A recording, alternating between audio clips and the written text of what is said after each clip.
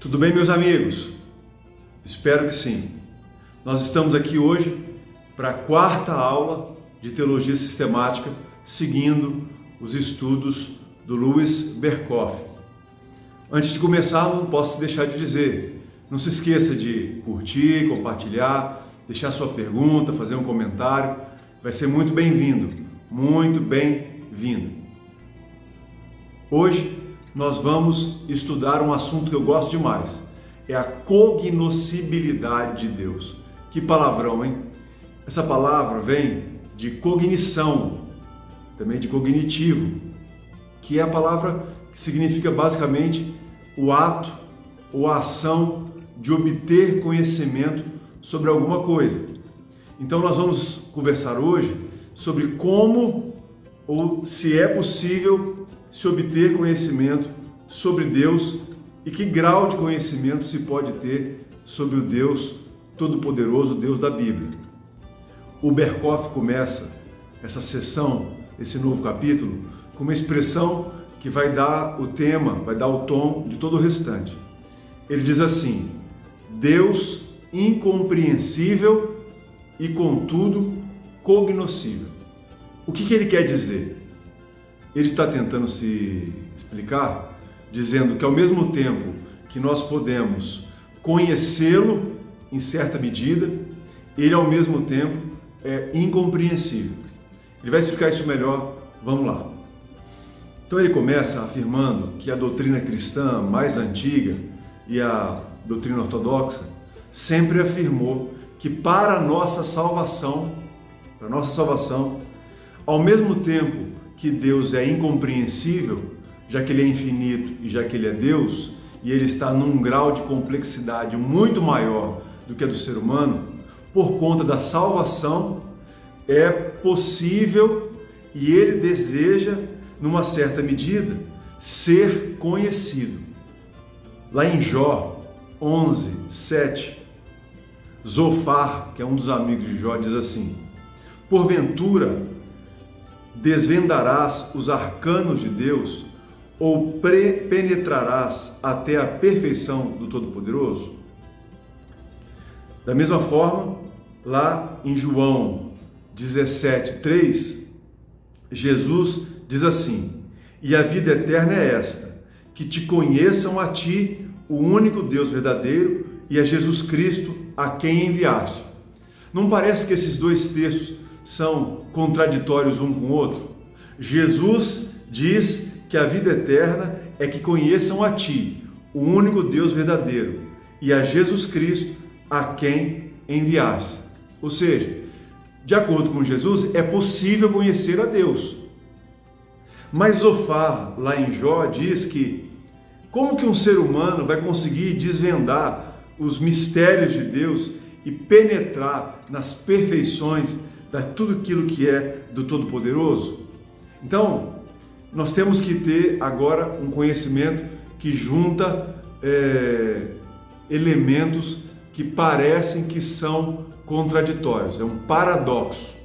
Ao mesmo tempo que Deus é incompreensível, que Deus é o outro, que Deus está além do nosso conhecimento, não é possível levar Deus para o laboratório, não tem como dividir Deus em várias partes, é impossível fazer uma autópsia de Deus, não tem como fazer várias experiências em condições diferentes ou mesmas para se saber ao certo quem Deus é e o que Ele é. Então Ele é incompreensível. Nós precisamos entender que através das Escrituras e principalmente de Jesus Cristo contido nas Escrituras, podemos conhecer a Deus para a nossa salvação. E isso é muito interessante. Essas duas ideias, que são paradoxais, sempre foram defendidas pela Igreja Cristã e pelos concílios em geral. Então nós podemos ter certeza dessa ideia, que ao mesmo tempo que ele pode ser conhecido pelas Escrituras e através de Jesus Cristo nas Escrituras, nós precisamos ter a ideia, a certeza de que nós não temos acesso à completude, ao todo do que Deus é.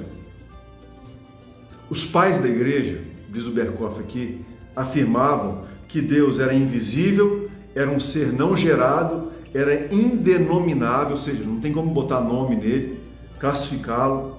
Ele é eterno e compreensível e imutável. Mas, ao mesmo tempo, os pais da igreja, que são os primeiros teólogos e pastores eruditos da igreja cristã, até talvez o século IV, V, eles entendiam que, ao mesmo tempo, esse Deus, eles também entendiam que esse Deus incompreensível, ele se revelou através do Logos, que é o verbo, que é a palavra que se usa lá no início de João, que ele podia ser conhecido para a nossa salvação. Já na teologia escolástica, havia, é claro, em resumo, a ideia de que não era possível saber o que Deus era em seu ser, como ente, em seu ser essencial, mas que podíamos saber alguma coisa da sua natureza, porque isso tinha a ver com a revelação dos seus atributos através das Escrituras e do conhecimento da igreja. Já os reformadores vão divergir um pouco dos escolásticos, porque os reformadores eles tinham a ideia muito clara de que era impossível adquirir real conhecimento sobre Deus através da razão humana, principalmente através do conhecimento daquilo que a gente chama de tradição da igreja, porque a razão humana era desajustada. E como principalmente Calvino e Agostinho e Lutero batem um e outro em maior ou menor, de maior ou menor força, que a razão humana ela foi corrompida pelo pecado. Ou seja, os reformadores não acreditavam que era possível conhecer algo real de Deus por conta da nossa razão corrompida, por conta do pecado, principalmente através da observação da revelação geral. Daqui a pouco eu vou explicar melhor, próximas aulas, qual é a distinção entre revelação geral e revelação especial. Lutero, que é um autor que eu particularmente gosto demais, ele gostava de usar uma expressão que ele fazia uma distinção entre o Deus abscôndidos, que é o incompreensível, e ele chama ao mesmo tempo do Deus revelatus, que é o Deus que se mostra principalmente através das Escrituras e de Jesus Cristo. Para Calvino, e ele deixa bem claro, Berkhof deixa isso aqui bem claro, Deus nas profundezas do seu ser é insondável. Sendo assim, para Calvino, a natureza essencial da pessoa de Deus, ela não pode ser entendida, compreendida na essência, mas, ao mesmo tempo, para a nossa salvação, novamente, podemos conhecer parte daquilo que ele quis se revelar. Para Calvino, a essência divina, ela escapa aos sentidos humanos, ou seja, a capacidade de toque, de entendimento, de cognição, de racionalidade, de visão, audição e todos os chamados sentidos humanos.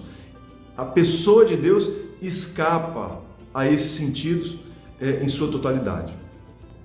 Então, em resumo, podemos dizer que os reformadores até acreditam que se pode conhecer alguma coisa de Deus através da obra criada, mas que verdadeiro conhecimento de Deus só por meio da revelação especial sob a influência iluminadora do Espírito Santo. Mas vale a pena dizer que o Berkhof sempre cita Calbart. E tem uma frase do Calbart aqui que vale a pena ler. Diz assim, uma citação: não podemos encontrar Deus nem na natureza, nem na história, nem na experiência humana de qualquer espécie, mas somente na revelação especial que chega até nós na Bíblia. O Calbart é um teólogo daqueles fantásticos, porque para os ortodoxos, os mais tradicionais, ele é meio liberal, mas para os liberais, Calbart é visto como um conservador. Então, pelo que nós podemos ler do que diz o Berkhof sobre Calbart, Calbart dá muitas ênfases numa teologia mais conservadora. A teologia reformada, obviamente posterior aos reformadores, sistematizada por outros doutores da teologia, ela vai afirmar com muita certeza que Deus pode ser conhecido, mas é impossível ter o ser humano um conhecimento exaustivo e perfeito sobre Deus. Esse conhecimento completo e perfeito sobre Deus levaria a uma falácia que é a criatura, ou melhor, o finito conseguir compreender o infinito. Ou seja, como o ser humano finito e perene conseguiria compreender um ser tão grandioso, fantástico, maravilhoso, eterno, grandioso e criador de todas as coisas, que é infinito, ou seja, é impossível. Essa possibilidade, o conhecimento completo de Deus, levaria a uma situação muito estranha. Seres finitos como nós, que temos nossa parte material e imaterial, se nós pudéssemos compreender plenamente quem Deus é, de alguma forma nós seríamos maiores do que Ele, porque conseguiríamos prender o significado de quem Ele é na nossa capacidade racional. Então, o que nós precisamos entender? Que fora aquilo que Ele quer nos mostrar, Deus nos escapa. O conhecimento sobre quem Deus é em essência está acima de nós. E agora nós passamos para aquilo que eu acho um argumento muito interessante, muito inteligente. Mais do que o ateísmo, surge na história um movimento chamado agnosticismo. Alguns teólogos, filósofos eram agnósticos. Então, não confunda com gnosticismo, que é uma heresia lá da primeira fase da igreja cristã. Agnosticismo é a negação que o ser humano pode conseguir depreender conhecimento sobre um ser tão superior como Deus é. Ou seja, os agnósticos acreditam que a capacidade humana de compreender e de conhecer, ela literalmente precisa passar pelos sentidos, os sentidos humanos, que são basicamente, de acordo com eles, são objetivos e são corpóreos e mentais. Então, se existir Deus para os agnósticos, perceba, os agnósticos não são ateus, eles só afirmam, e existem várias variações do tema, eles afirmam que se existir Deus, seria impossível ao ser humano capturar algum conhecimento sobre esse ser tão fantástico, porque o nosso equipamento mental e sensório, ele não conseguiria captar um ser tão fantástico. Então lembra, o agnóstico não é um ateu, ele só afirma que é impossível ao ser humano conhecer ou perceber algo do ser criador. Então, nesse sentido, os agnósticos são céticos enquanto à possibilidade humana de perceber algo que não está no mundo físico e natural. E aí nós temos Ram, Kant, Comte, Spencer e outros autores que são agnósticos. E por fim aqui, ele vai apresentar uma argumentação muito interessante de alguns autores que taxam o Calbart como agnóstico. E ele, no final, diz que não acredita nisso e dá algumas razões. E do pouco que eu conheço sobre Calbart, eu também acho que esse autor tem um papel muito importante na teologia de meados do século passado, porque empreendeu uma luta muito grande contra a teologia liberal do seu tempo. E principalmente porque veio de uma escola muito liberal e lutou contra essa corrente cética que menosprezava as escrituras.